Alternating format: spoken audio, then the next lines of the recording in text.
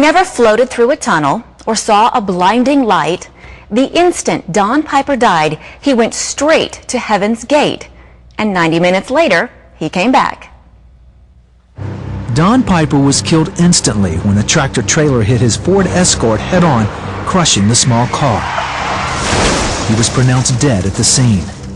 Paramedics covered his mangled body with the tarp. Then Dick Honorecker, a minister, stopped and asked the paramedics if he could pray for Don. I walked over by the door. Great physical damage on the outside, and I laid my hands on him and began to pray for him. As he prayed over the body, a sound came from beneath the tarp. Don Piper was alive. Please welcome back to the 700 Club the man who spent 90 minutes in heaven, Don Piper. Thanks so much for being with us. I'm honored to be here. Thank you very kindly. I was fascinated by your book. I read it in one sitting. And before we get into the story of what you saw and experienced in heaven, tell us how you came back to life.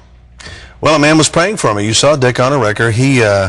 He felt led of the Lord to get in the car. It was an awful accident and very, very heavy damage in the car. And certainly on me, I was killed instantly. And he crawled under a tarp. They'd covered the body up with a tarp, placed his hands on me and began to pray for me because he just felt God told him to do so. So he was obedient. He didn't worry about his theology, whether that made sense or not. He was a good Baptist preacher. He just did it and prayed for me. Now, many other people had been notified I'd been in an accident as well, but they didn't tell him I died. So they were praying for me only with the knowledge of the accident itself. So that went on for quite some time, and 90 minutes after the accident happened, he was singing the hymn, "What a Friend We Have in Jesus," holding on to me under the tarp in the dark, because we were under the tarp together, and suddenly I started singing the hymn with him.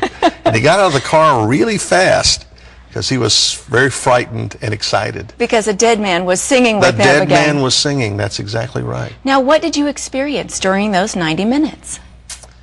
The reality and the majesty and the bliss of heaven itself.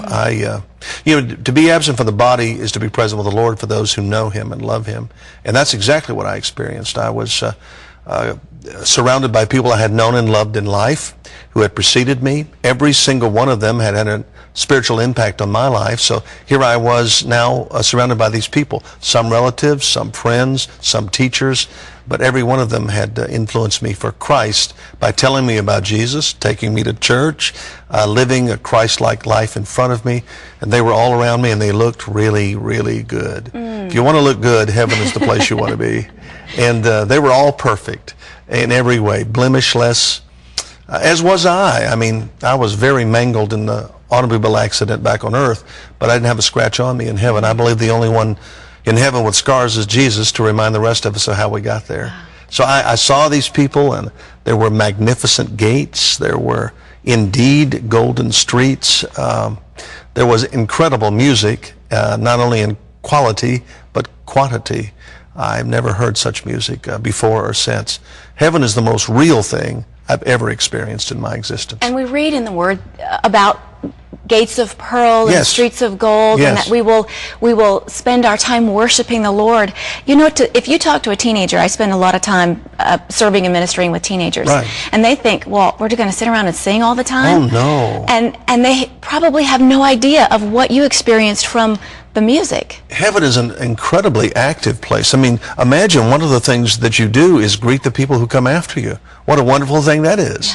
And since there's no passage of time, people are always coming and showing up, and you get to praise the Lord with the incredible songs. There's the fellowship of believers. We will dine at the Lord's table. It could hardly be more active. It is an exciting place. And the best thing about it is God is there. That's where we want to be. He created us for fellowship, and in heaven we get to fellowship with Him forever. Forever. I'm sure you've had your share of skeptics who say you just had some experience, and because you'd read the Bible, that's what you experienced. How do you respond to them? Well, there were several things that made it particularly real for me. For one thing, I experienced things there I didn't expect to experience.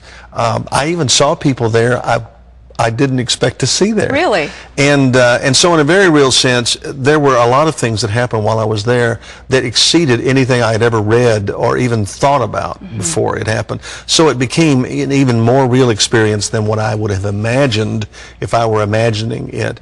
It is the most real thing I've ever had happen to me, but it's a faith process.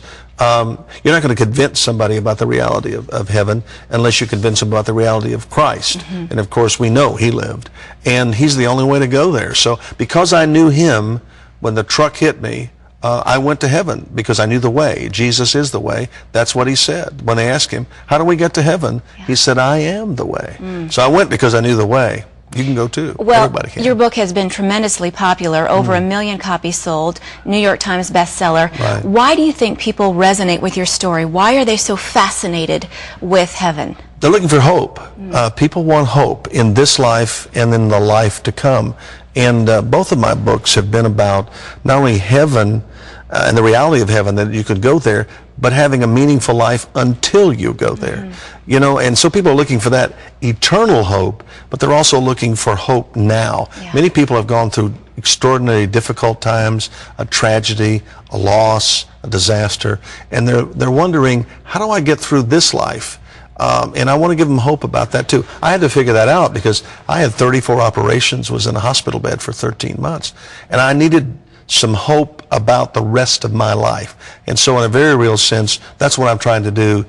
Immediate hope, what I call a new normal, and eternal hope, which is heaven that Jesus is preparing for us right now. So they're looking for hope, and I'm trying to do that in everything I do and say.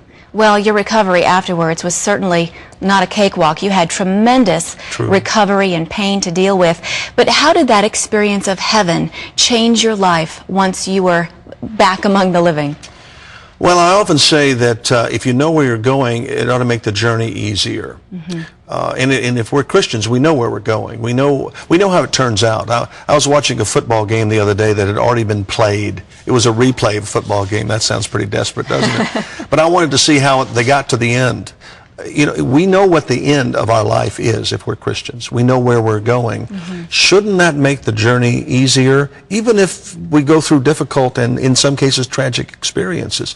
And so that's what I wanted to do. I had to find that out, and it was in deciding to help other people get through their losses and tragedies that I was able to get through mine, because it made some sense out of my experience. And yes, there were many operations and long therapy, much rehabilitation, but through that process I've been able to walk again when they said I never would. And I function. I'm not, you know, I have a lot of limitations, but I can get from point A to point B. God has helped me do that, and I want to help other people do the same thing. Well, I was wondering how much pain you still deal with, and I appreciated your honesty about the depression you dealt with when you came back, I did have having depression. experienced heaven. I surely did. Your first book, 90 Minutes in Heaven, really is the story of what happened to you, what you experienced, your recovery. This book, Heaven is Real, how is it different, and what message is in it? Well, Heaven is Real is that book. It's the subtitle is Lessons on Earthly Joy, and it is the book about helping people cross over the bridge. I was on a bridge when the wreck happened. Crossing over the bridge, I went on one end in my red car, and the other end I was taken off in the back of an ambulance. So my life was never the same. We're all crossing bridges, and this new book is to try to help people get through the tragedies and losses of life. Well, this book, 90 Minutes in Heaven, was fascinating to read, and it really made me look at even this life in a different way, knowing the reality of what we have. Exactly. And Heaven is Real. These books are available across the nation, so please get a hold of them. Gordon, over to you.